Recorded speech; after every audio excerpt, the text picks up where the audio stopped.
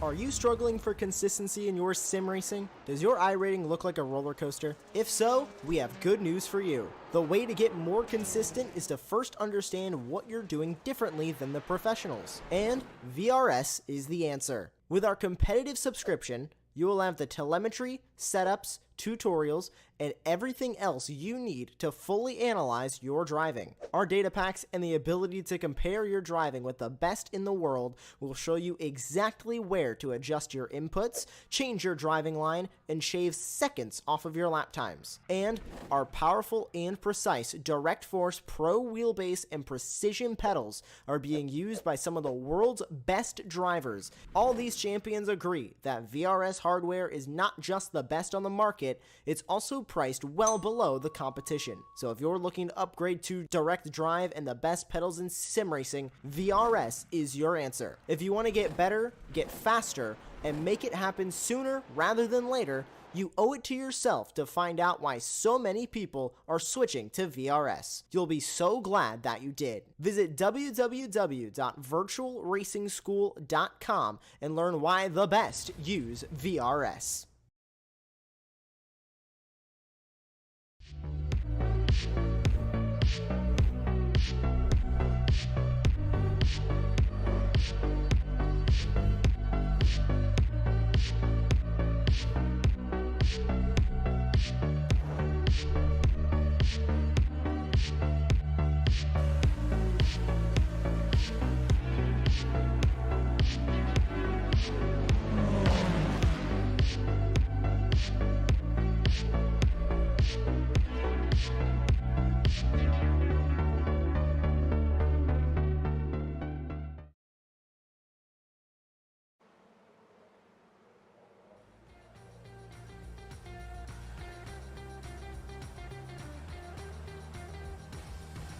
Born in June of 1924, Les Griebling had a passion for speed.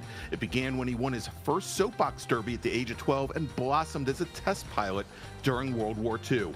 After the war, he would open up an auto repair business in Mansfield, Ohio, and with the president of the local sports car club, he'd stumble upon a local plot of land bought and bound for foreclosure. In the minds of Griebling and that rural field in Lexington, it held all that a racetrack could be. And on a beautiful day in August of 1962, to the delight of 30,000 spectators, road racing in Central Ohio, Mid-Ohio, was born. Hi everybody, and welcome to the aptly named Mid-Ohio Sports Car Course for week 1 of a new season, season number 8 of the Ray Esports Racing League, brought to you by Spec Racer Sports, Grassroots Motorsports Magazine, and new this season with us, Common Gear, here on Apex Racing TV. I'm Greg Ginsberg, and joining me in the announce booth tonight is Lee Thompson, along with Jonathan Grabowski in the virtual production trailer, and for 9 weeks of action across 4 classes, Spec Racer Ford, Spec Miata, and new for this season, 2 touring classes featuring the Volkswagen Jetta TDI Cup car in one and the brand new Toyota GR86 car in the other. We're going to have a great season of racing. On tap tonight will be 2 20-minute sprint races. First up is going to be Spec Racer Ford. You can see him on track right now. And we'll round out the evening with the touring cars. And if you're looking for some Spec Miata racing, make sure to join us next week for their season debut. So welcome, Lee, to the Ray Esports Racing League and to Mid-Ohio, home of madness. Yeah, looking forward to it. Thanks very much, Greg. So glad to be joining yourself and Jonathan for the great show that always is the Ray Esports League that we see each week here on Apex Racing TV. And good to hear a little bit of history on Mid-Ohio as well. I didn't expect to start the broadcast off by learning a bit of history there. Yeah, well, you know, if there's one thing I am, it's a lover of the history of road racing and some of these tracks, and there's a lot more to Mr. Griebling and the history of the Mid-Ohio Sports Car Course, but you know, it's one of these classic circuits built into the land, and really has been the home of not only professional racing, but also club racing here in the United States for very many years. And certainly, Lee, you know, Mid-Ohio, with its constant elevation changes, its changes in camber, creates a huge challenge for our racers, as they are now just about halfway through qualifying. And as we watch Morgan Burkhardt come through the final corner onto the front straight here, let's do this. we're going to turn things over to Morgan, who was our Season 6 Spec Miata champion. He's going to give us tonight's track guide of the Mid-Ohio Sports Car Course. Good evening, everyone. I'm Morgan Burkhardt for Team Delta Sport, and tonight we're doing a lap guide of the 2.4 mile 15 turn Mid-Ohio Sports Car Course with the chicane as we come across the start-finish line, working our way to the very fast turn 1, which is a slight dab on the brakes, kind of a late entry, hopping up on this curb to get some extra rotation, washing out to the exit of the corner using all the track, and then into this very fast chicane, which is flat out on entry, kind of a little bit of a dab on the brakes, keeping it tight as we come into the keyhole, which turns out to be a double apex in this configuration, trying to get to the throttle pretty early, use as much track as we can while we're unwinding the wheel as quickly as we can. And now the very long straight into China Beach, which in this format of the track is one of the best passing zones, so it's a good idea to get tucked up into the draft and try and outbrake people as we come up to China Beach, looking for our brake marker is about the 300 board, hard on the brakes, trailing off as we enter pretty late apex, coming out about half track as we enter Madness, coming over the crest of the hill. We want to short shift into fourth to reduce some wheel spin, coming back to the left to go into the second part of Madness, exiting, not using all the track, to use the shortest way that we can through the S's, and then coming up over this crest, it gets a little bit light. We just want to use all of the track that we can, let the car flow as we come into Thunder Valley, which is a very fast corner. The wall comes up really quickly on the right. We want to brush the mirror on it, turn in pretty quickly, just drag the brakes to get the rotation in as we come into the carousel, which is another double apex corner like the keyhole. Trail braking on entry, getting to the throttle as early as we can to get a good run out onto the main straight, and that is a completed lap of Mid-Ohio Sports Car Course for Ray Esports.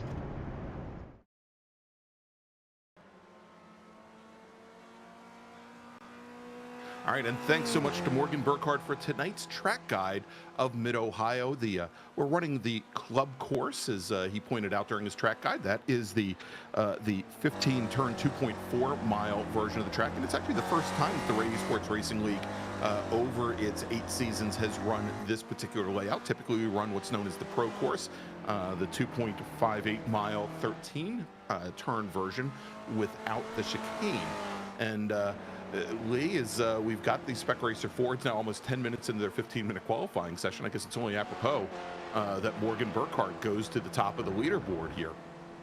Yeah, absolutely. Looking pretty comfortable at the minute, I think. You know, it's going to be interesting to see if anyone can close in on that 3/10 gap that he's got over him for the minute. I mean, just before we went away to the track guide, Steve, as well, you're talking about, you know, the sort of the feel that this Mid-Ohio track has with the camber and the undulations. I was sitting there thinking, it just reminds me of you know, you're looking and we say that it's a great place, pardon me, to make a pass, but truthfully that's not where you make the pass. It's typically setting up to go up the hill into Madness on the following turn, and there are a lot of places like that here, and it actually reminds me a lot of a track where we called some races the other night, very different I think in character, but the Hungaro ring, which has many tight turns, lots of hairpins and very short straights tying each one of those turn complexes together. It really makes it challenging to make a pass here. Yeah, definitely a good shout. I see Hungarian for sure. Both, let's say, you know, produce good racing and a good fun to hot lap on as well. But yeah, just a couple of minutes left of the session for now. We can see we've got plenty of drivers still trying to put their laps in. I mean, who do you see in the order who's maybe a little bit out of place at the moment? Greg, like anyone you think that is going to challenge for those top positions? Certainly. There are a number of drivers that we see, both new drivers to the series and also returning. Jim Brewster, who has had a couple of podium positions here in the Ray Esports Racing League, also runs in another one of the Ray Esports Leagues, the Weekend Warriors, held every Sunday on Apex Racing TV. He is currently running 15th in that orange number 933 machine. There he is going through turn 1, starting his 7th flying lap. Obviously Stevie Ray, but we also have some real-life Spec Racer Ford racers that are maybe a little bit further down in the order than I would expect. Josh Justice driving the number 99 machine, currently sitting just off of Jim Brewster's pace in 16th position. He is one Another driver, he was out for practice and has not turned a lap yet. And I think with now only a little bit more than a minute remaining, it may be a little bit too late for him. Bob Kucera, driver of the number 48 machine, not having turned a lap yet either. Not having turned a lap. He's a real-life Spec Racer 4 driver. As we just now see Beans Forster, our Season 7 champion, leapfrogging Antonio Rice and Megan Overstreet. He now moves up to second fastest in class here. And with that 1:34.85, he's still about 0.2 of a second off of Morgan Burkhardt's provisional pole time. But a great lap there on lap number 8 for Beans Forster. Yeah, definitely. And I wonder if Antonio has anything left as well in third. Antonio Reyes. I mean, he got a purple sector 3 on his last attempt. So if he can string the rest of the lap together, it's possible that he could challenge as well. But we'll have to just wait and see how the lap plans out. Well, we'll see here as he comes through turn 11, and car gets very loose coming down into the keyhole, or probably not into the keyhole, into the carousel, into this last turn sequence.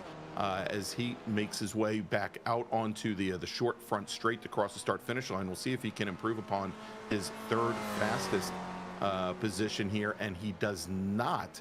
Actually, talk about consistency there. His fastest lap, a 1:34.917, and he's only 0.04 of a second off of that. On that flying lap, he's got one more attempt, I think, to try and improve upon that 1:34.91 as he crossed the start-finish line just before the checkered flag flew. And we're watching right now Paul Slavonic in the number 528 machine, currently qualified 6th. Yeah, and he was putting a pretty strong lap in so far. We can see just the one yellow sector, so the one sector where he didn't improve on his best, gets a personal best in the last as well, and goes faster with a 35.0, but doesn't improve in position. Yeah, and it looks as though Antonio Reyes called off his final lap, and we do still have a few other drivers on track. Megan Overstreet, another racer in the Ray Esports Weekend Warriors leagues, both Spec Racer Ford and also Formula V. She is currently 4th fastest here this evening in qualifying as she comes through turn number 9, that big rise that sometimes catches drivers off as they don't anticipate the car actually losing actually catching air there, and she's coming through the final corners now and into the carousel.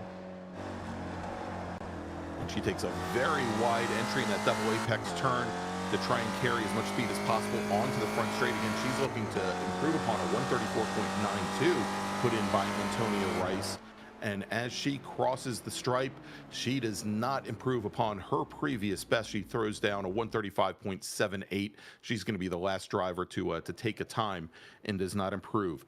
So real quickly, before we have our drivers line up for their pace lap, and a very short pace lap here at the Mid-Ohio Sports Car Course, I want to quickly talk about our sponsor for tonight's first race of the evening, and that is Spec Racer Sports. And their mission is to help fuel and support your addiction to road racing. And Spec Racer Sports delivers by providing the parts and services you need when you need them at a fair and competitive price, all with exceptional customer support. Located trackside at Motorsports Ranch, Houston, Spec Racer Sports offers exceptionally prepared Spec Racer Fords for rental and for sale. In addition, they offer storage and support, technical services such as chassis dyno work, driver coaching, as well as fabrication. Find out more about Spec Racer Sports and their services at www.specracersports.com.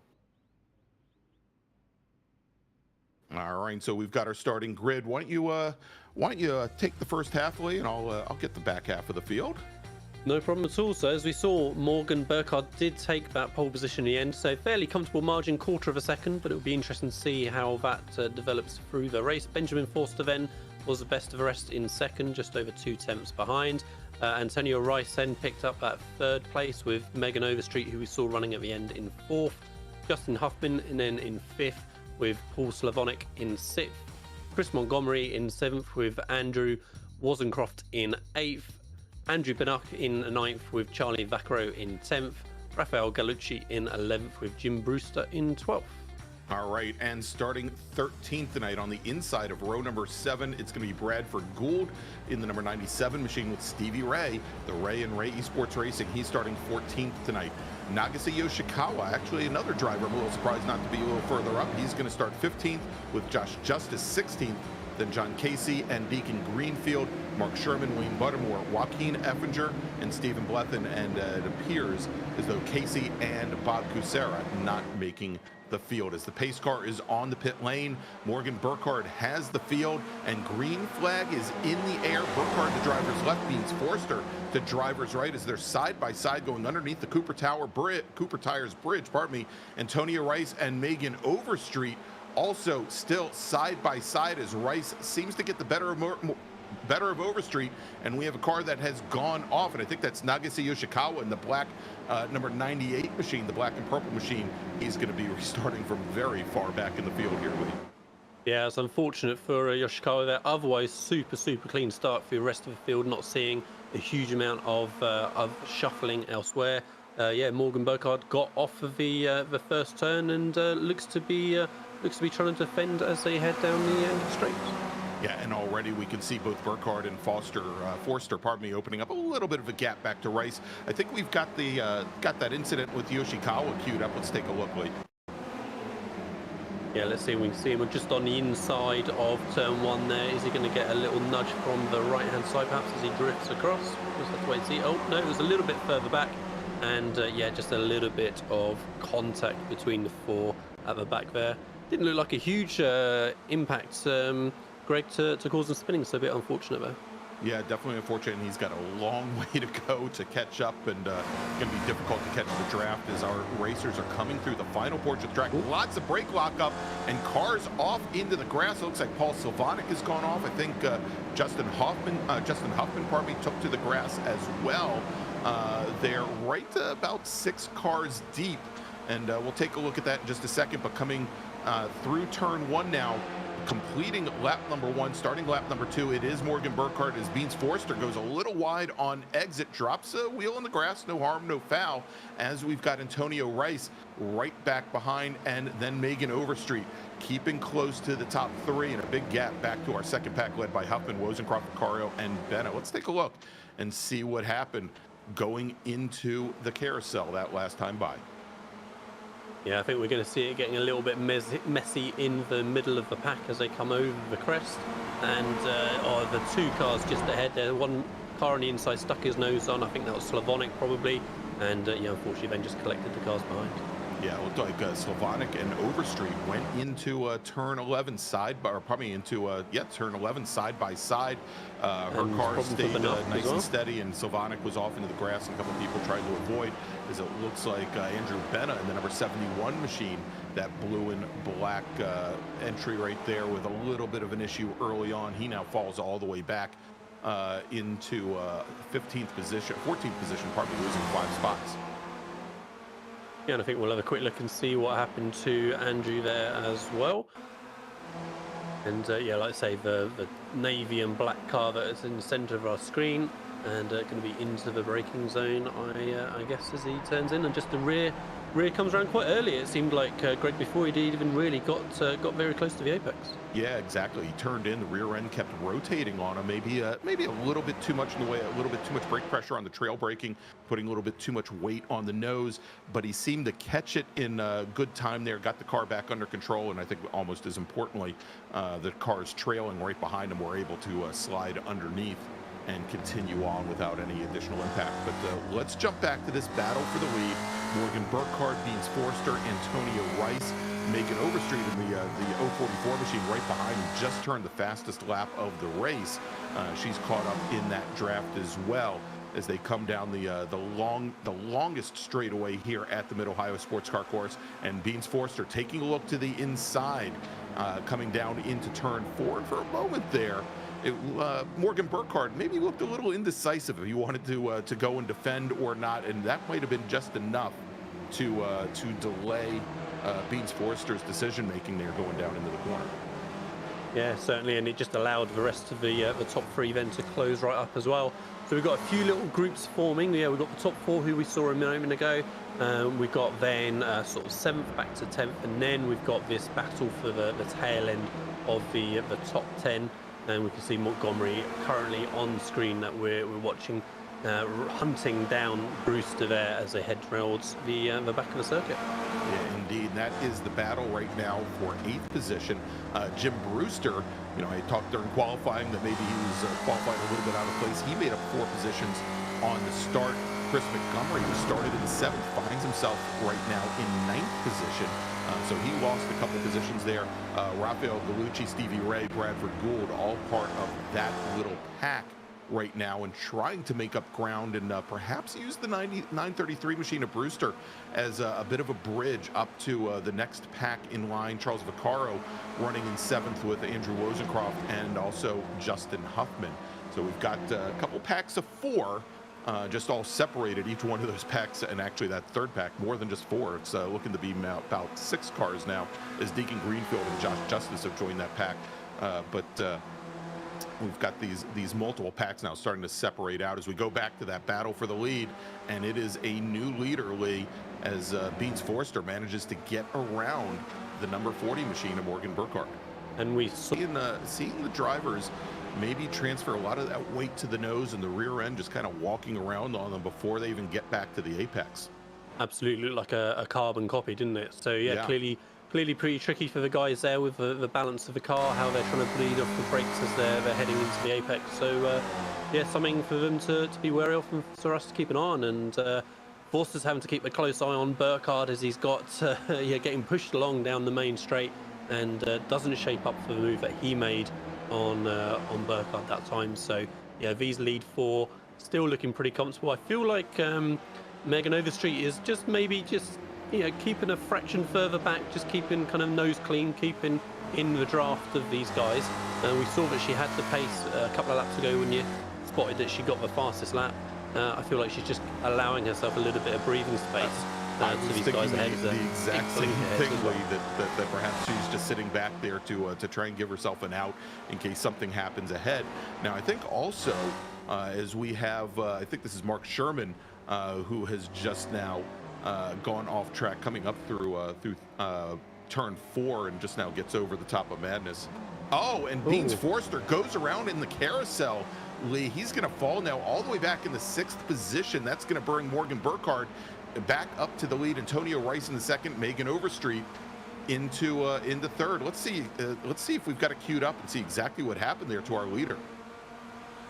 Yeah, I hope we're not going to see him get nudged by Burkhardt, because we saw how close they were. And here we come into the final sector, and it's just that rear coming around again, Greg. With 3 times we've seen it now. Different corner, granted. True. But yeah, absolutely the same problem. All the guys struggling out there today, and even say one of the top drivers. Yeah, certainly. Now, of course, the carousel presents a lot of challenges there in order to, in trying to keep the rear end underneath you. As you go out wider, as you try to square off that corner, and you get more towards driver's left, the track does drop off. It is off camber out there, much like the keyhole is somewhat off camber, and he may have just wandered a little bit too far out, as we're watching a great battle right now for 8th position is Stevie Ray. On the brakes, gets underneath Gould, but Gould trying to come back underneath him, going into Madness, and they're side by side as they come down the hill into turn number 6. They've got Josh Justice and Deacon Greenfield close behind, but great little tete there as Gould almost got the position back from Stevie Ray. Yeah, and Stevie having a big oversteer moment, I think, as we just switched off of the onboard there. We could see it ahead, rear stepped out, but he managed to keep it together, and we can see that's why he's lost that momentum, and Gould's been able to come back by. But yeah, that middle of the circuit there, Greg, obviously is a great place for those sort of switchbacks, as for the opportunity to complete a move never really finishes, and the car can keep returning on you. Yeah, exactly. It can go on for 3 and sometimes 4 corners long before you finally feel like you can rest for even the briefest of moments there, as Gould retakes 8th. Stevie Ray sits in 9th, Josh Justice and Deacon Greenfield, and now Josh Justice once again taking it to Stevie Ray, gets past Stevie Ray going into the chicane, got a great run out of turn number 1, and as they come now down through the keyhole, it's a question with Stevie Ray whether or not he can get a good run out, whether he can hold off Deacon Greenfield. And so, Lee, as we had that incident with our leader, or our previous leader, Beans Forster, a lap ago, and here's Beans now sitting in 6th position, so he's already made his way back around Jim Brewster, but a long way to go to get back up to that lead pack. I was going to say, we were watching as Morgan Burkhardt was just kind of sitting back there and bump drafting or trying to push Forster ahead. And I think a lot of it, and it looks like Antonio Rice might have gotten a slowdown possibly, as Megan Overstreet now in the 044 machine now moves up into 2nd position. Yeah, good spot. Yeah, it'll be interesting to see now if Megan can pull her way back to Burkhardt a little bit, or whether Rice is gonna try and come straight back at her. Yeah, and so, with these very short races, these are only 20-minute sprint races. Usually what you want to try and do, in longer format races, maybe work with a partner and try to separate yourself out from the rest of the field. And, that hasn't necessarily happened here at the front, although I think with Beans Forster going around, it's definitely split up the lead pack. And Beans Forster now gets around Andrew Wozencroft. So Forster now up into 5th, and next in line for him, Justin Huffman in the 223 machine, in that black, orange, and yellow machine. And you can see as Forster now has his sights on the 223. And Huffman finished quite well last year, not only in Spec Racer Ford, but also in the IR04s, which are not returning for this season. Of course, Huffman, what they call Formula Enterprises 2 Formula car racer in the Sports Car Co of America in real life, and able to take his talents here to the virtual world. He also has his son, a stalwart in the Ray Sports Racing League, not with us here this weekend or this week, but I'm sure we'll see him return soon enough. That's Jamison Huffman, as we've got Josh Justice battling it out with Bradford Gould coming over Madness down into turn 6. And the 99 machine now holding off the 97. Stevie Ray still sitting 3rd in that pack with Deacon Greenfield. I think pretty much playing the same position as we saw Megan Overstreet in that other group. I think just kind of hanging back. Maybe doesn't have the ultimate pace of the 3 cars ahead of him, but giving himself an out in case something happens ahead. Yeah, definitely. This battle looks to show no signs of subsiding, does it? As it continues to be a tough run for the top 8. And there we go. Greenfield just has that little bit of an issue there. Doesn't quite manage to hold on. And yeah, that's going to be down to a 3-car battle now for that 8th position.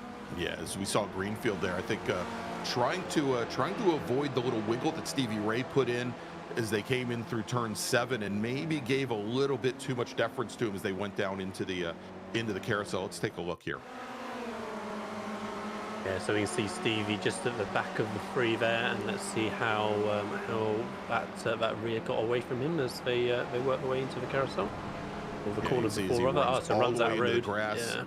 And still that last little wiggle as Stevie Ray moves to the center of the track, coming down into the carousel, and we see Greenfield move drivers left, maybe a little bit of an overreaction, and takes to the grass there, and that now moves Deacon Greenfield down into 12th position. Still not a bad run for Greenfield. He's started 18th tonight and sitting in 12th. Yeah, he's second biggest mover on the grid, in fact. So yeah, despite having that issue, still a very good run, like you say. We'll see if he's able to gain a spot back on Montgomery shortly as well. Almost down to 5 minutes remaining of the race. Looks like Burkhardt, should have things under control at the front. He's got a 2.5 gap now over to Megan Overstreet, but Antonia Rice hasn't managed to come back at Megan. So Megan's shown that she's got the pace to be running at the front here, and yeah, we'll see if these guys can keep it clean in these last few laps. Yeah, indeed. As I think as we find Rice out of the draft right now, not able to pull any closer, running very similar lap times. As a matter of fact, that last time by almost identical lap times for both Rice and Overstreet, as they both ran a 1 minute 35.68. But you can see here as he is about 2.5 seconds off of the back of Megan Overstreet currently, and a long way to go. But we've got Beans Forster now on that recovery run. He's caught up to Jamison Huffman, and as they come through the kink on the back straight here, they are side pod to side pod but not for long. Beans Forster now taking over 4th position. And he has to do it all over again. So he was running a second a lap quicker than those guys around him, and gets the last position that he was going to have the opportunity to make. He wasn't going to be able to make any more forward, and that's it. Has it all to do again. So yeah, back behind Brewster, Rosencroft, and Huffman again. Yeah, and so again, Forster, our Season 7 Spec Racer Ford champion, with a second critical mistake here tonight in our opening round of season number 8, and we can see now that Gould and Stevie Ray start, and of course Josh Justice, who is only about a quarter of a car length behind the number 11 car, starting to make up some ground now on Beans Forster, as Forster, I'm sure, trying to get some of that gravel and get that grass off the Spec Racer Ford. Yeah, and I feel like this is just going to continue on all the way to the very end of the race. So Stevie Ray looking like the one who's going to try and make the next move anytime soon. And these guys are lapping at a pretty consistent pace as well, in the sort of low to mid 36s. So Stevie Ray was a fair chunk quicker than the other guys that time by as well. And so yeah, good to see they're running at a pace similar to sort of 4th, 5th, 6th position in front of them as well. And interesting to note, as we see Josh Justice maybe a little bit late, a little bit too late on the brakes going into the keyhole, almost got right into the back of the number 11 car there and lost ground on exit. Interestingly enough, I was talking to Josh Justice this week, and he said this is probably going to be the only time in the next 3 weeks that he isn't racing at the Circuit of the Americas. I am bound to see Josh at the and Gould having some issues going through turn 4 and up the hill to Madness. He's going to lose 2 positions. Stevie Ray, looks like Stevie Ray not going to have to hold that move to the end. He's able to drive right on by the number 97, as is Josh Justice. Yeah, and Gould did a great job of gathering it back up and not really losing certainly too much time, and kept himself in the battle. So he's got the opportunity to try and come back at these guys, and already actually he's pretty close on the back of Justice. And so I would say that Justice, who's a real-life Spec Racer Ford racer from Texas, I'm bound to call a real-life race with Josh Justice in 3 weeks at the Circuit of the Americas. And so obviously he's using the iRacing platform to prepare as much as possible. He said this was the one night probably in the next 3 weeks that he wouldn't be racing at COTA. And so right now, Josh Justice, again, having made up 7 positions, currently sitting 9th here, as we now have less than 2 minutes remaining, and we're watching our leader, Morgan Burkhardt, our pole sitter tonight, Morgan Burkhardt, and he has now opened up a 3.5 second advantage over Megan Overstreet in second, and it is certainly, as they say, it's Morgan Burkhardt's race to lose here for that number 40 machine. Yeah, ever since he Forster had his issue, he's looked much more under control, and just been able to manage this gap pretty comfortably. But it's been a lot less comfortable back for this battle at the 8th position again, as Stevie Ray and Justice side by side. Stevie Ray going to get stuck on the outside a little bit. Can he hang on, ready for the switchback? And he can. He should get the run off the corner, and Stevie Ray holding just barely on for the moment. And there you go, as they come over the rise there through the S's at Mid-Ohio. And here we come now. Morgan Burkhardt taking the white flag, 1 lap to go here at the Mid-Ohio Sports Car Cars for our very first race of the season. Let's jump back to that battle between Justice, Stevie Ray, and Brad Gould. Stevie struggling through the sort of mid to exit there. We saw how he was having to correct and overcorrect and really lost the momentum. I thought Justice was going to get in the back of him, but well managed by all of them, and Justice gonna have a little look. Yeah, Justice takes a look down to the inside, and you can see there is Stevie Ray maybe protecting just a little bit, edging to driver's left, maybe a quarter of a car width, so that he doesn't lose a lot of pace coming out of turn 1. But Justice now alongside the number 11 as they come down into the S's. That would push Justice to the outside driver's left as they come up to the keyhole. And, all the while, and the difficult thing here as we watch this battle, Lee, certainly the most difficult, the driver in the most difficult position is Josh Justice, because not only does he have to look for a way to get around the number 11 car, he's got to protect against the 97 right behind him. Yeah, so it looks like he's looking to attack for now, though. So Stevie Ray goes very, very defensive as they head into the braking zone. Justice much, much later, swooping around the outside. Let's see how tight a line Stevie Ray can keep and whether he can get the switch back and hang that line on the outside. But no, Justice gets the run off the corner, and Stevie Ray now struggling a little bit against Gould. Yeah, and that is the consummate move there, is Morgan Burkhardt is going to come around the final corners out of the carousel onto the front straight and take the very first win here of season to talk to before we get set up. But again, want to remind everybody, don't leave. This is not the last race of the night. We've got one more race tonight, and it is going to be a barn burner, I think, here. It's going to be our touring cars. We're going to have both the Toyota GR86 Cup cars, very new to the iRacing platform, and actually going to be in the United States, used in a single make, single mark series in SRO World Challenge coming up this spring. And then we're also going to have the Volkswagen TDI Cup cars. And so we've got both Megan Overstreet and Morgan Burkhardt waiting for us in the green room. Lee, let's talk to Megan, finishing second tonight in Spec Racer Ford. Yeah, hey Megan, congratulations on your second position in the race, and welcome to the commentary booth. Talk us through how that went from your side. Looked like you had it under control really from the start. That was a really fun race. I was a little off pace, but thanks to the draft, I was able to hang in. And midway through the race, when Antonio got a little loose and I got around him, I lost the draft. And from there, it was just try to play catch up. But Morgan just had the better pace over me. Well, I think Morgan looked like he had things under control after his the little incident for Forster, but for sure, yeah, you managed to stick in there all the way. We saw a number of drivers having, oversteer issues, sort of entry to mid corner. I mean, how were you finding the handling of the cars? Did you have any sort of scary moments yourself?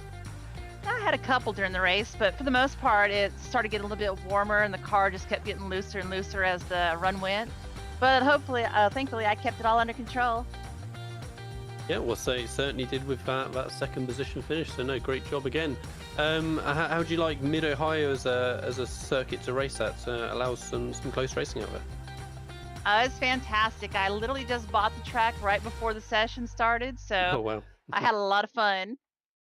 Well, you learnt the track super quick then. So yeah, congratulations on that. Anyone you want to thank Megan before we move on to the next interview? Yeah, y'all for doing the broadcast. Y'all do a fantastic job. I'd like to also thank my family, all the folks that come to these races, and Stevie for putting this all on. Awesome, excellent. Thanks very much. Good to hear from you, and hopefully we'll see you back in the booth again soon. Thank you. Y'all have a good one. Thanks. All Bye. right, there you go. Megan Overstreet finishing second tonight in Spec Racer Ford. And Lee, let's now bring in Morgan Burkhardt, driver of the number 40 Spec Racer Ford, going flat, well, not flag the flag, but he was our pole sitter, took the win tonight in round one of the Esports Racing League. Hi Morgan, congratulations on the race win and welcome to the commentary booth. Looked like things were fairly hectic at the start and then a bit more straightforward towards the second half. Talk us through the race from your end. Accident. Yeah, I would say definitely looked like you were able to relax in that second half a little bit and gradually just build the gap and keep things nice consistent. I mean, how do you like Mid Ohio out there? It's obviously tricky with the cambers and the elevation changes. I mean, how did you find the car out there in that track? I personally love Mid Ohio. I think it's a wonderful track. Every time we come here, I can't stop driving it. So it's definitely a driver's track. It's very difficult with a lot of technical pieces to it. So it's always a lot of fun. And what's your favorite corner on the track then, since it's your favorite track? Gonna have to go with the keyhole, and especially the keyhole with the chicane. But then it's very close with Madness. Yeah. Well, and two fairly similar feelings on both those sections as well, I'm sure. So yeah, awesome. Yeah. Well, congratulations again on the win, Morgan. Like I say, good to see that you found it straightforward out there. Anyone you want to give a shout out to before we finish up? Definitely like to shout out my parents, my grandparents for making all this possible. They give me all of the resources that I need to succeed, and the rest of the team for just hanging out and having a good time and voice chat while we do this. So yeah. Awesome. Well, thanks for joining us in the booth, and we'll see you again very soon, I'm sure. Okay.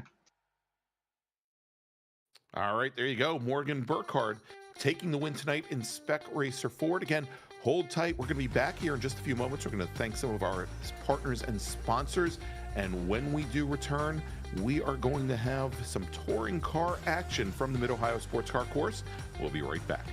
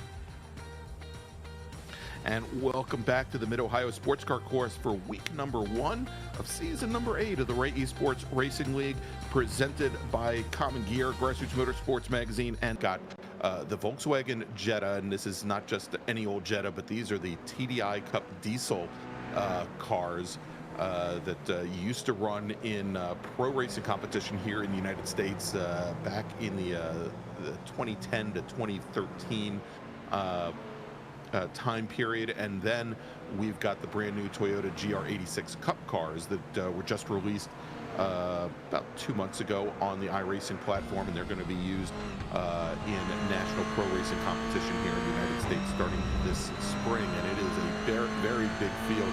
And these cars, I was going to say, Lee, I'm not sure how well they'll race together, but you know, certainly the Jettas, they draft very well. They work in packs. They're the big boxy cars, and they've got a lot of they've got certainly a lot of torque to dig out of some of the slower corners here at Mid-Ohio. And I think as far as the GR86 cars, and from what I've been seeing, a lot of drivers are still, I think, trying to come to grips with them. They're very softly sprung. They've got a lot of grip from their slick tires, much like the Jettas do. But the handling is somewhat off-putting if you haven't had a lot of practice with them. That's going to be really interesting to see. I have to say I've not seen a huge amount of the new GR86s yet. Yeah, I'm assuming kind of much of the same though. I presume the Jettas are going to really get the run down that back straight and really kind of swamp the GR86s and then the GR86s coming back on the infield. But we'll have to see. The balance between the cars is going to be super different as they're going through those different cambers and undulations. So yeah, we've not got long left of qualifying before we find out how they cope in the races. We can see at the minute actual kind of raw lap time. There's not a huge range, right? It seems. No. So we've got a 1 second gap between the lead Toyota and the lead Volkswagen, and you know, most of the field sort of spread with sort of 3-4 seconds. So so kind of a bit surprising.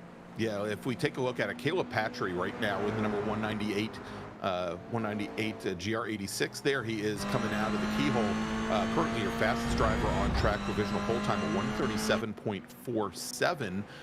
Bob Kucera in the number 48 machine, currently second fastest, and he is only about 0.07 of a second off of Patry's times. There's Bob in the 48 machine.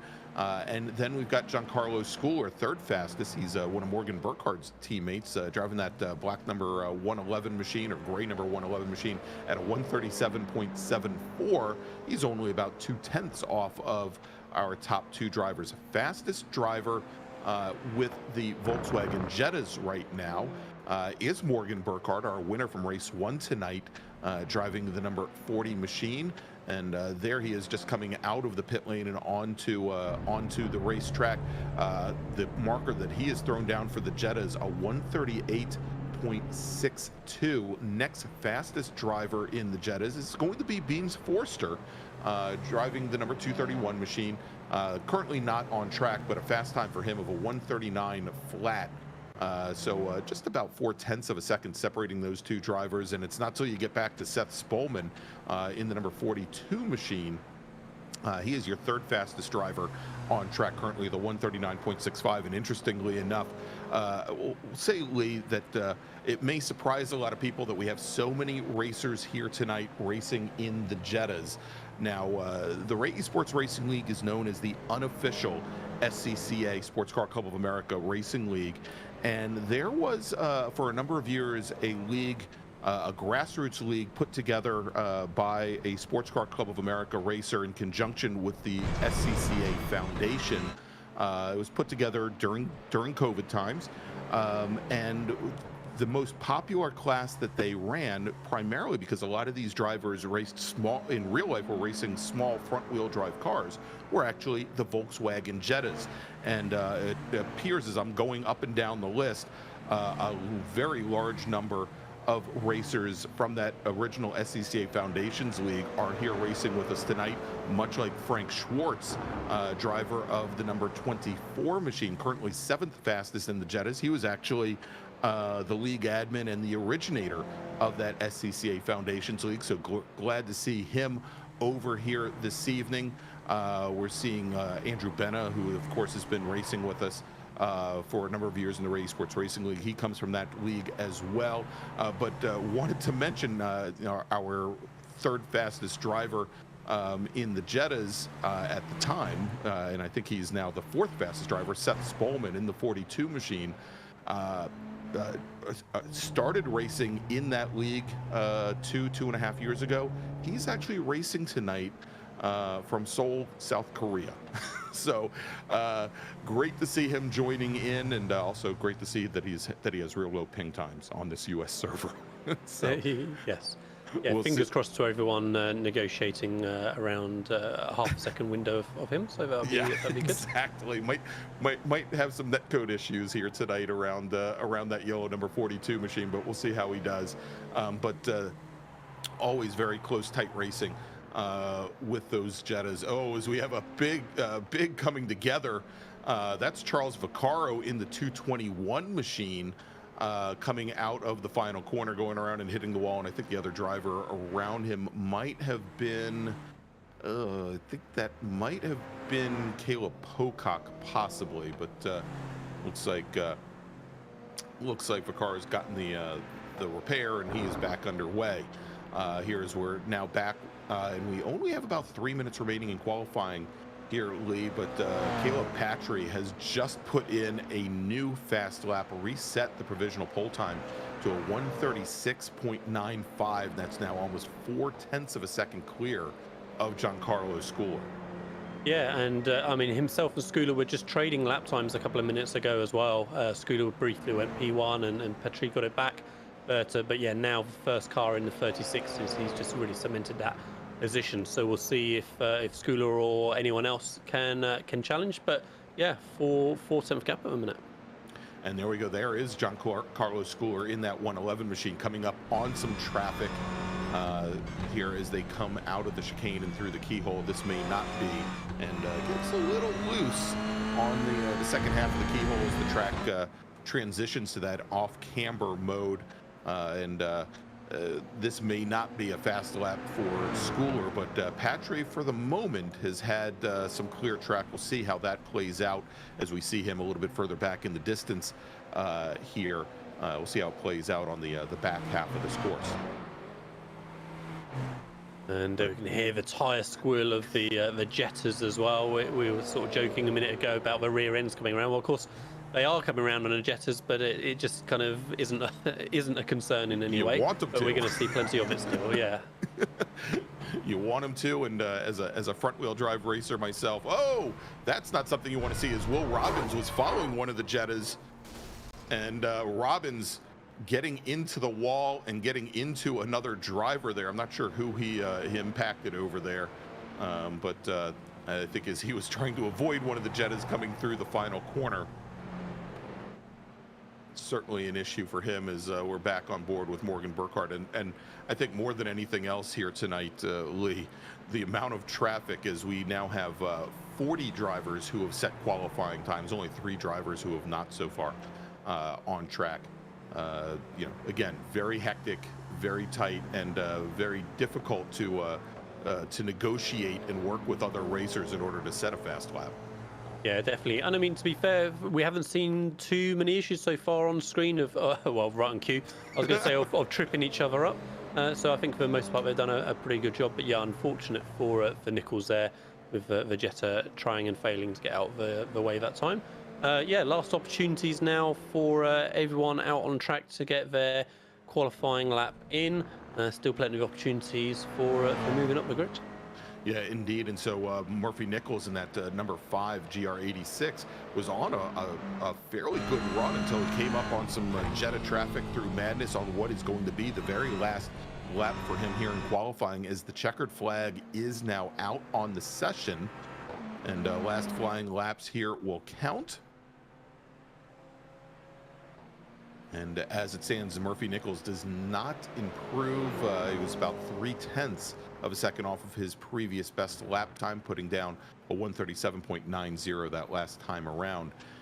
Here is we've still got a number of drivers working to make their way across the line, complete their last flying laps.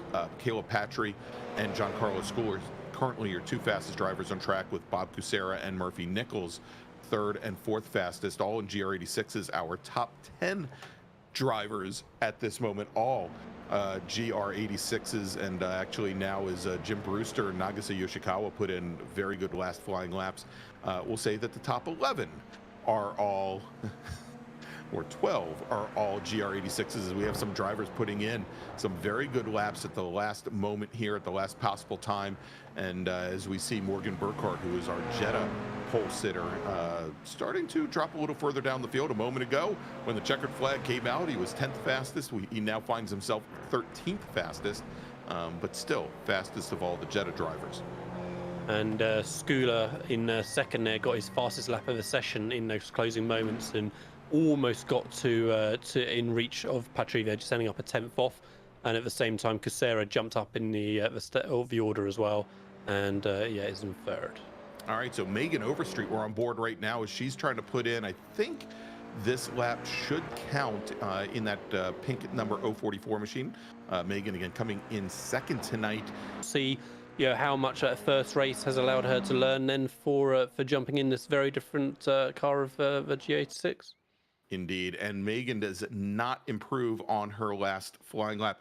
Real quick, Lee, before we get to the starting grid, let me run down and talk about our sponsor for tonight's second race of the evening, and that is the Common Gear, your single source for securely digitizing and storing automotive maintenance records.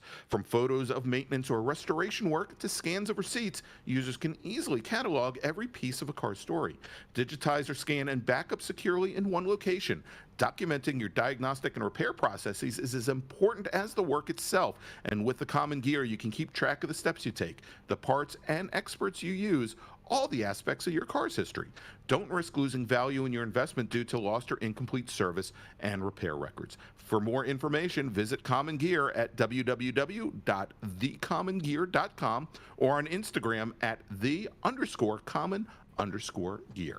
All right, so we've got our drivers gridding up for the start here, Lee, and let's run down as many as we can.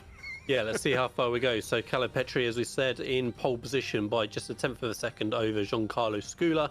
Then Bob Kucera in third with Murphy Nichols in fourth. Will Robbins in fifth with Justin Huffman in sixth.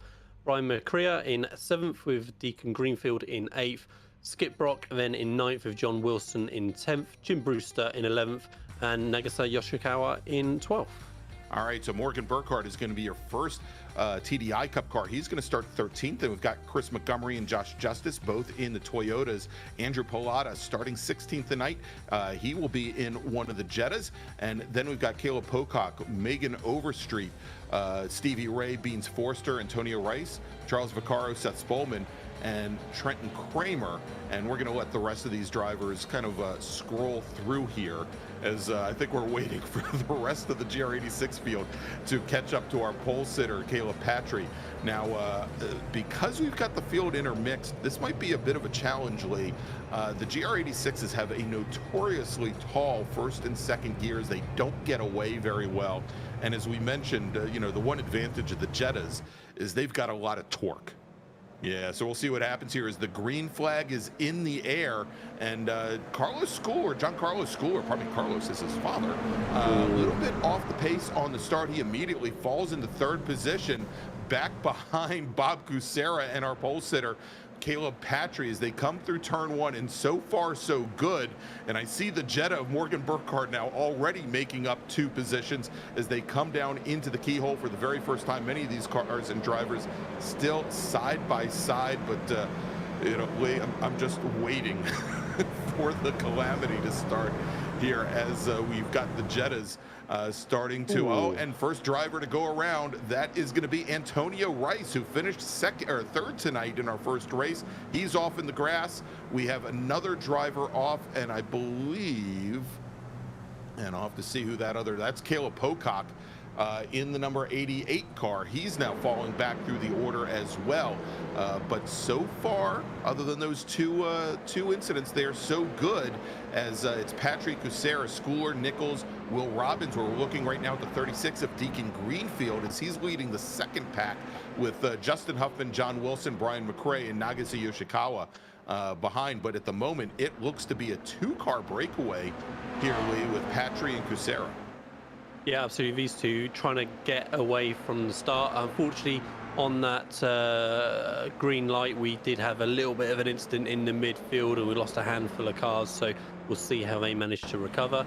But let's have a quick look at the tail end of the incident we saw with Rice, as he's hugging the inside as they work away through the keyhole. And yeah, just a little tag on the outside, was it, Greg? I couldn't quite see where the contact was actually made. But it was close. It certainly was close. I didn't see the car number, but enough to send Antonio Rice around and into the grass as we jump back to the live action. And I said it was a 2-car fight at the beginning. Well, now it's only a 1-car fight, as Caleb Patry has now worked his way clear of Bob Kucera. Kucera has Giancarlo Schooler, as well as Murphy Nichols and Will Robbins to contend with. His Schooler takes a little poke to the inside, but he's about 3 car lengths back now from Kucera. I don't think he's got a real shot this early on the straightaway. We'll have to see as they get down to the back. Now, Lee, I was talking about, and this is maybe a bit of a surprise. Joaquin Effinger, driver of the number 700 Golf, he puts the car around. That is after making up 12 positions that he puts the car around, quickly goes and recovers out of the keyhole in his back underway. But I was going to say, I talked during qualifying about how big a hole the Jetta's put in the air and how easy it is to draft. I found in my time behind the wheel of the GR86 car that the wings on the back of these cars do create a bit of a disturbance, and it is, you may not be able to pull up in the draft if you're a second back coming out of a corner, but they do work together quite well, and you can make up a good amount of ground on the straightaways.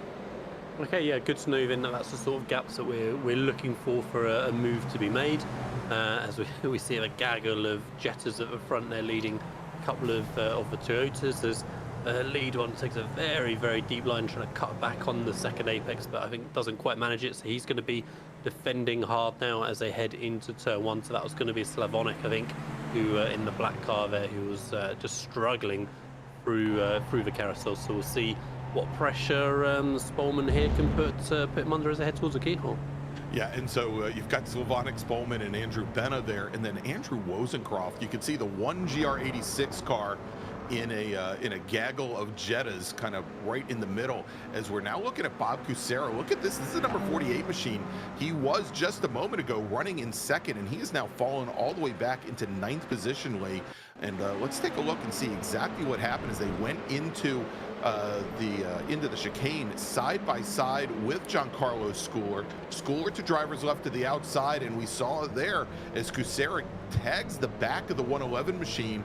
The front end comes around, he goes in the grass, and it's a long way to recover when that happens. Yeah, and we could see how that kind of developed like a couple of apexes earlier. He was always just struggling to get himself back in a position where he was comfortable and was always hanging on to the car, and just, unfortunately didn't have the track space at the end there as Kucera now trying to recover. Yeah, and of course these GR86s, they have quite a bit more in the way of adjustability than the Jettas do themselves. But again, the big thing I think that most of the drivers of the GR86s seem to contend with is the weight transfer, and they can't. It's very, very hard to predict how the very soft springs on these cars will react, and you can always see when they go under braking how much the front end of the car will dive, but when they go into the corners, it's a question of how much the car rolls in the front versus the rear. And you can see there Murphy Nichols, who's now our second place runner, who's gotten around Giancarlo Schooler, that those little twitches coming out of the chicane there were like multiple oscillations at the back of the car. And it certainly creates an issue when you want to try and get the power down. Yeah, definitely. And I mean, are you feeling like that's a quirk of the iRacing model that they've put in with this new car, or do you see some kind of familiarity to the real world? So interestingly enough, because we haven't seen the GR86s, the GR86 Cup cars, this iteration, turning wheels in anger during real life races yet. The only thing I have to go by is there was a magazine write-up about 2 months ago where some journalists were invited to Sebring International Raceway to do some not only ride-arounds but some testing of the GR86 Cup cars as they would be configured for competition in SRO. And the big thing that they talked about was the very soft spring rates. The other thing that they discussed was the braking, and Toyota and the folks from Gazoo Racing were very adamant that this car would have the capability of stopping on a dime, essentially, with very quick stops. But they've played around quite a bit with the ABS. They've also played around and changed the brake master cylinder in order to actually increase or I guess decrease the braking capabilities of these cars to make them less GT4 like, I guess, is the way to put it. And so there are, you know, a lot of issues, and nobody really knows yet if iRacing got it right or they got it wrong, because they don't have any real life cars to compare to. Well, only time will tell then, but yeah, Greenfield having a big issue. Oof. And fortunately a huge gravel trap at the end of that straight there meant he had space to the wall. Yeah, as he ends up all the way down into the tail end of China Beach, the biggest gravel trap of pretty much any racetrack in the United States that I know of there. But he was carrying a lot of speed, brushed the wall, and gets the car back underway. But Greenfield now falls all the way back into, I think, 24th position, a net loss of 16 positions here as we're back on board in this battle for second position. Murphy Nichols and one of the Jettas, the 63 machine, wisely holding station there in the grass to let that battle go by. It's Murphy Nichols in the white number 5, Giancarlo Schooler, who started on the outside of the front row, and Will Robbins in the blue and black number 35 machine. A great little scrap now for second, as we're just a little bit under halfway through this 20-minute race, but Caleb Patry at the moment has just checked out late. Yeah, like I say, looking pretty comfortable for now with that 3-second gap. I mean, you spotted it right at the start. He kind of pulled the pin from the beginning, and he's kept that pressure on all the way through. But let's see what kind of battling that Nichols and Schooler continue with as they work their way through the mid part of the race now, and do they allow anyone else to get sucked into the battle? Well, we'll see here, and there you go. There's that weight transfer. You saw how both the 111 and the 35 machine just dropped all the way to the nose as Robbins, a great move, staying to the inside. Oh, and look at the rear end as it slips around, coming down through turn 6. Robbins had a great move, again, going around the outside of Schooler, coming through turn 4 up the hill to madness. But that last little with a battle that we're watching right now between Justin Huffman, John Wilson, and Skip Brock Jr. Skip Brock, a Spec Miata racer in real life competition. This is the battle for 5th. As you can see, quite a bit off that battle for second, about 4.5 seconds up the road. Yeah, like I say, nice little groupings throughout the field. Right on cue, Jonathan gives us the visual side of that as well, so we can see the different little groupings going down the field with the orange and yellow gaps, meaning they're within a second and half a second respectively. Yeah, Burkhardt as well, still leading in the Jettas in P11. So yeah, he's got a little bit of breathing space over Forster in 13th overall, second in class. So yeah, no more issues between the two of them forthcoming at the minute, with Burkhardt having that little bit of breathing space. Interesting just to watch this for a sec. For us to think, so it's just to think about for a sec with like how are we seeing the ebb and flow between the Jetta and the GR86 at the different points of the circuit. You know, are we really seeing the Jetta sort of scamper away down that long back straight, and then the Toyota kind of claw back up, or is it kind of just overall more even than we anticipated? It'd be interesting to just kind of keep an eye.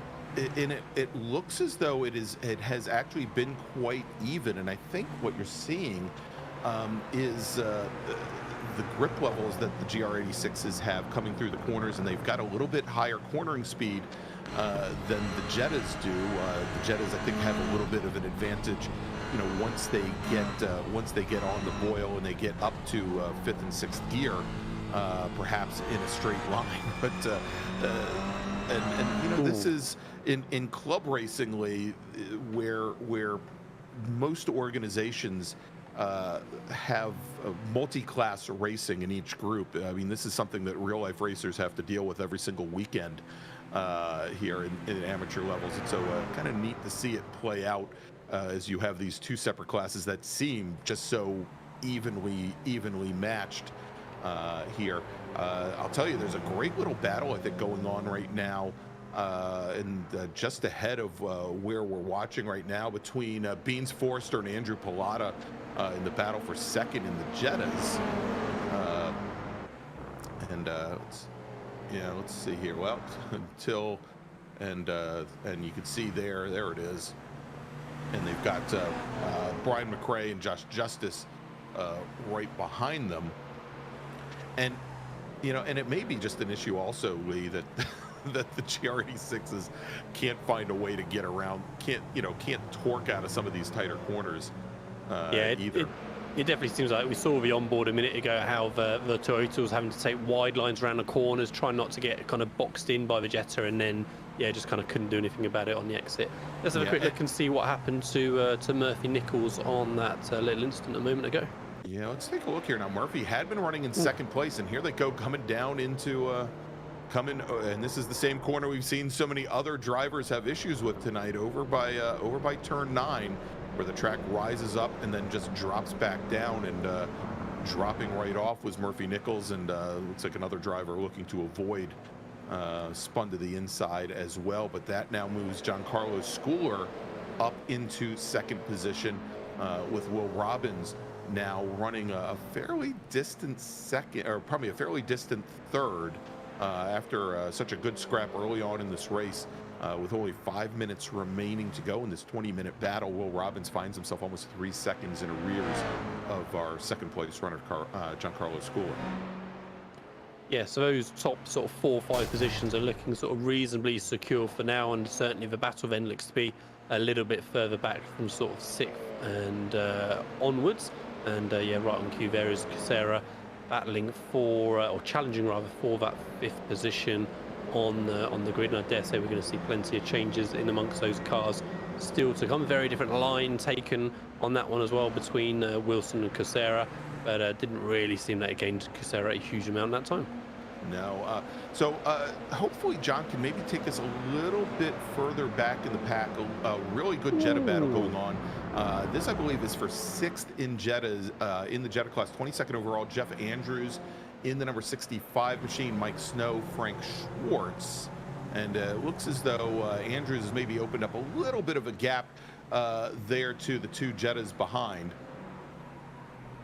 All right, but let's go. Actually, a good battle going on, and this was the battle for 2nd in the Jettas right now. We've got Beans Forster in the 231 machine, in the dark blue machine. He's got Brian McRae in that GR86 right behind, and then the white Jetta of Andrew Pilata. Again, this is the battle for 2nd in class.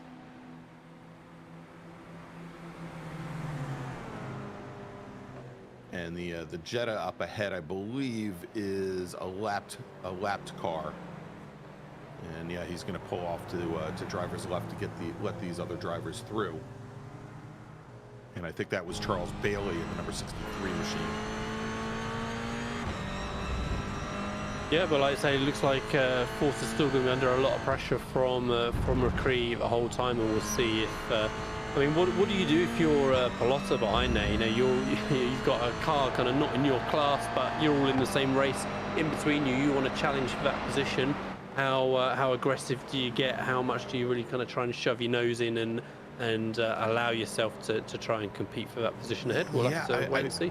Yeah, and I think it's one of those stories, much like when you watch, prototype cars with GT3 cars, maybe try to take advantage, use the overtaking car to kind of pull you through and slot underneath the racer that you're trying to take advantage of. Unfortunately, it looks like Pilata may be just a little bit too far off the pace of Brian McRae to take advantage of McRae, and McRae has just gotten around Forster, so that may not be an issue. As it looks like McRae has decided to go around the outside of Beans Forster in that blue number 231 machine, and that has allowed Pilata now to draft right up to the back. And so we'll see what happens now as they come down the front or the back straight here, under braking into turn 4. Yeah, a little bit of closing, much tighter line, wasn't it, for Pilota? It looked like as they started to work their way into the apex, but a bit of traffic now coming up, and we'll see. Yeah, and it looks like they're stacking up, and again, this is either Charles Bailey or possibly Alan Briere, either the 63 or the 56 car, as they came through, and that closed them all back up as well. We've got now under 2 minutes remaining in this 20-minute run. Again, Caleb Patry is your leader. Giancarlo Schooler running a distant second now, almost 6 seconds in arrears, as Patry has just spent the evening trying to work his way through both some of the slower Jetta as well as GR86 traffic, and he appears to be managing the equipment quite well. Yeah, like I say, looks very much under control, as yeah, we've got a battle going on for the GR86s for that 10th position. Brewster, Ray, yeah, just half a second between them, and yeah, only a minute or so left. So depending on how they quite fall in relation to the leader, they've only got a lap or so, Greg, to get any changes of position done. That's it. The lead car in that group that we're watching right now, that's the white number 5 of Murphy Nichols, who had been running as high as 2nd position tonight, started the evening in 4th. He's got Jim Brewster and Stevie Ray right behind. They are running 9th, 10th, and 11th in class. And then the trailing car, talking about managing the equipment, the trail car in that group is the number 40 Volkswagen Jetta TDI Cup of Morgan Burkhardt, looking for his 2nd win of the evening. And so Caleb Patry now coming onto the front straight with the white flag in the air. One more lap here at the Mid-Ohio Sports Car Course, and Caleb Patry can take his first win of the season. Yeah, I say being under control from the very start. So yeah, just that final lap to go, but a lot less under control back here for the Jettas between Forster and Palotta, and again, a bit of traffic ahead for Forster as well. So we'll see if that's going to create any opportunities as they work their way onto the start-finish line. And watching the battle between Forster and Palotta as it continues to rage on. Again, this is the battle for the 2nd step on the podium, and as they came through the final corners and had to contend with Josh Justice in the GR86 Cup car directly behind. Forster trying to hold on, trying to drift that car through the corners. He now has only 3/4 of a lap remaining that he has to hold off Andrew Palotta if he wants to come home 2nd here tonight in the TDI Cup.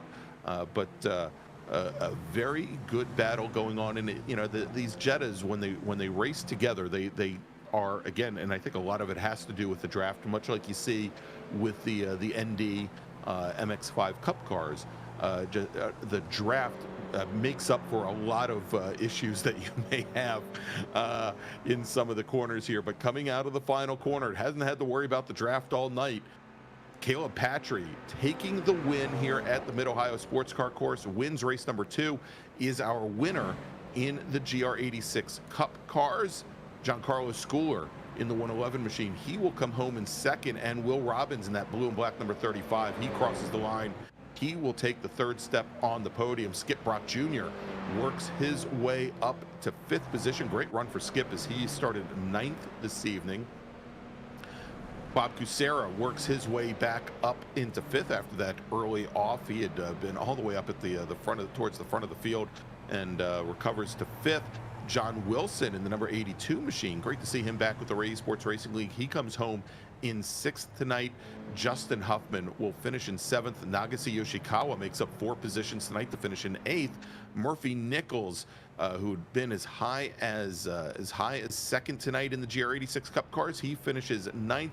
Jim Brewster rounds out the top 10 in GR86. Taking the win in the Jettas is going to be Morgan Burkhardt, and here's that battle for 2nd. Coming home in 2nd position is Brian McRae. Beans Forster will come, or Beans Forster comes home in 2nd. Andrew Palotta will finish in 3rd in the in the TDI Cup cars. Paul Slavonic will finish in 4th. Trenton Kramer will finish 5th in TDI. Jeff Andrews will finish 6th. Then finishing 7th is Michael Snow, Joaquin Effinger, Sam Tully, and Russell Z will round out the top 10. Well, there you go, Lee.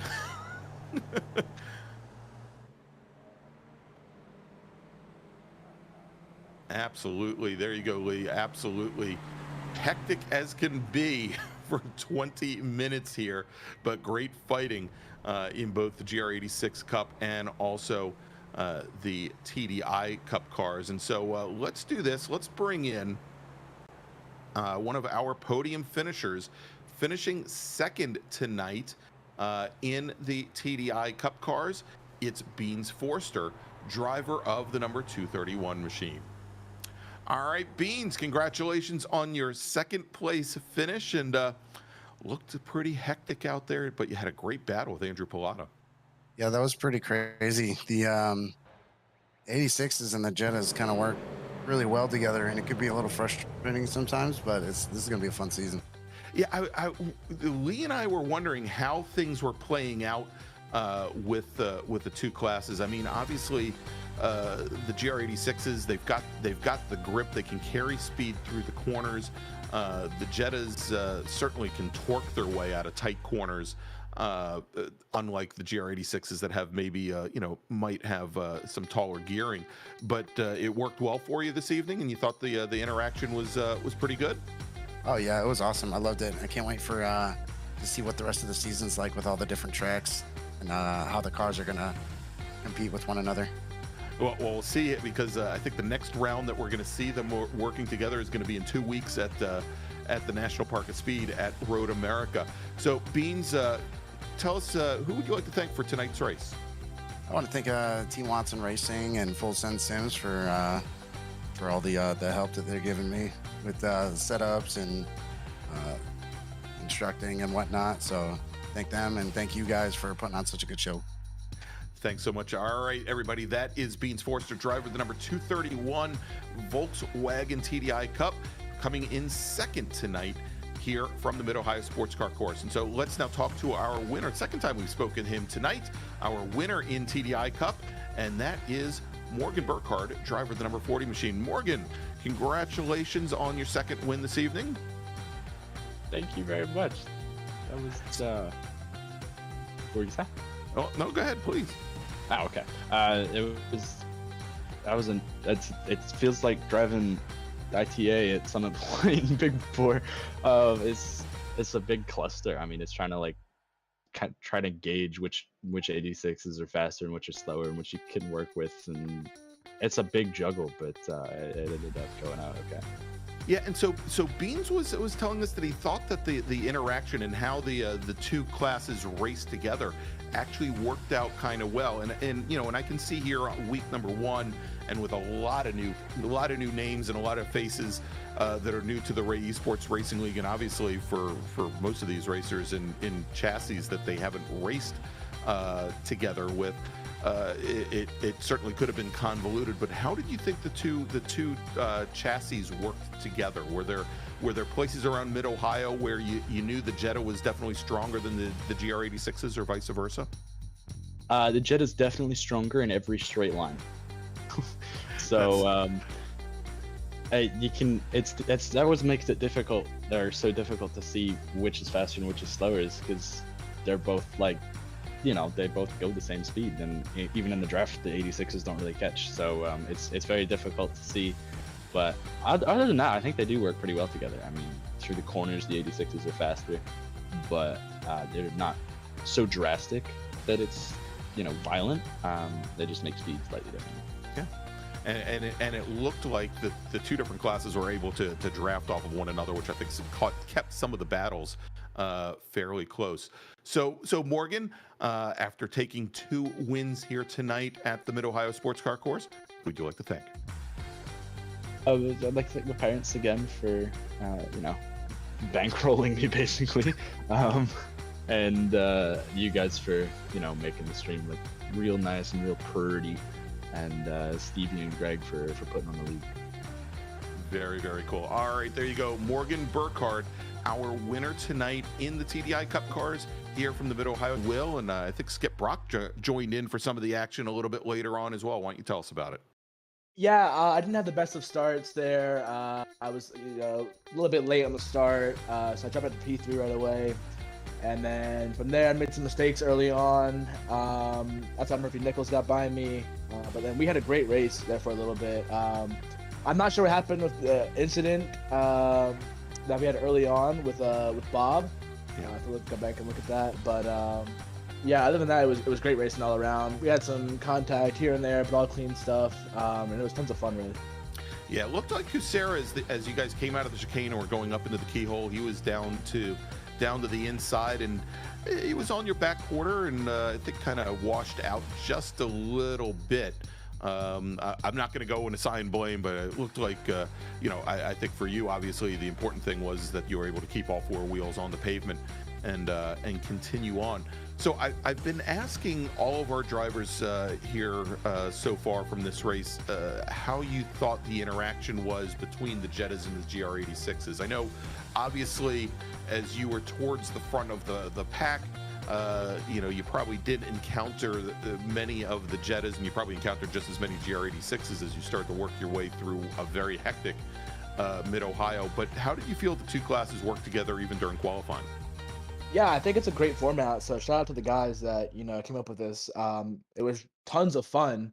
It's a little bit difficult at times driving the 86. It's a little slower on the straights. So the Jettas had us there.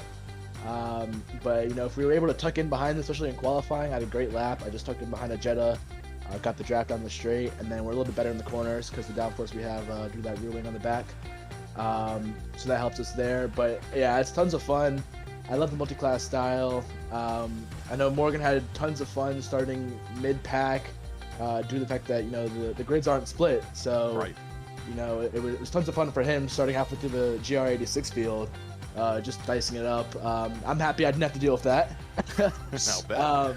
But yeah, it's a great format, and just shout out to the guys for making this happen because it's tons of fun. All right, well, there you go, Giancarlo. Who'd you like to thank for tonight's finish? Thank my friends and family for always supporting me. Thanks Delta Sport for always having my back, and then shout out to Caleb and Morgan for being here tonight. All right, everybody, there you go. Giancarlo Schooler finishing second tonight, both overall and in the GR86 Cup cars. And that's going to leave us one driver remaining, and that is Caleb Patry, who went flag to flag tonight to take the win in our first touring car race of the season here in the Esports Racing League. Caleb, tell us a little bit about your race. Kind of uneventful for the most part. Just tried to keep the nose clean, keep it pointed in the right direction. It's very easy to spin this car through the corner.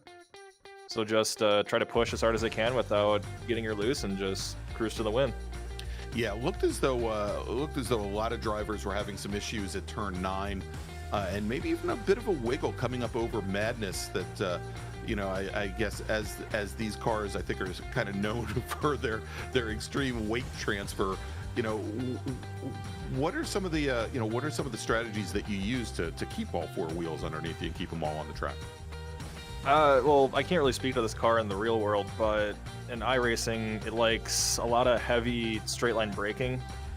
Then you got to roll off the brake as you turn in, and then slowly feed throttle back into it. So if you're braking and turning braking hard and turning at the same time, it usually likes to spin. And especially here with all the elevation change, it just amplifies it. So yeah, just try to straight line brake, get back in the throttle early, and yeah, pretty much just take it easy into the corners. So what you're saying is it races like a front-wheel drive car. In a way, yes. Yeah. With just a lot more oversteer. Yeah, exactly. Yeah, I was going to say, and interesting. When I raced one last week, that I actually found it racing very much like a Honda, like a short wheelbase front-wheel drive car, like a Honda CRX. All right, so I've been asking all the racers here in this group tonight that we've talked to about how you think the GR86s and the Jettas seem to interact. Now, obviously, other than coming up on some lap traffic during this race, you didn't have that. But how did the interaction work in what was a very hectic qualifying session for you?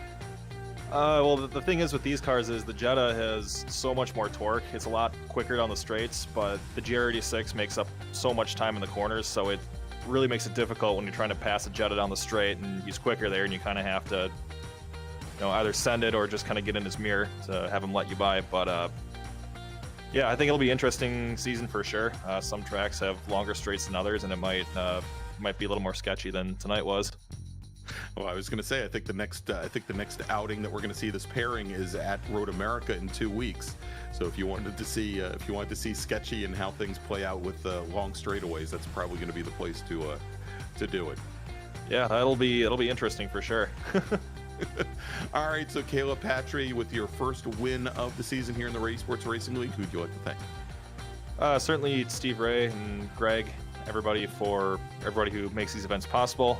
Tonight definitely was one for the books, as you saw with how many cars there were.